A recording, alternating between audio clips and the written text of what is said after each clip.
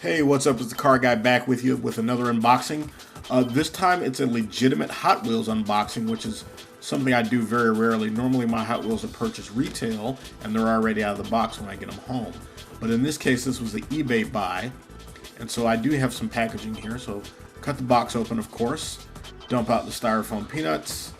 Always happy to see peanuts protecting my purchases. With some bubble wrap in the inner wrapper, if I can get it out of here. And a nice cardboard backing to keep them flat, because that's the one way you can damage Hot Wheels, is by bending that precious cardboard card that the cars are attached to. That drives me nuts. I hate to have a bent card. Okay, so what we have here is a pair of Nissan Silvia S15 Formula Drift Hot Wheels premium cars. This is the same car, same mold, in two different card packs.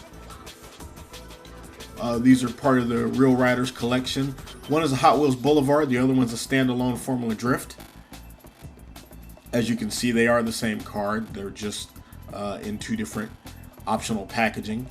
And we're going to flip these over and take a look at the back. As you can see, the Hot Wheels Boulevard car is part of a set, and then the Formula Drift car is a standalone.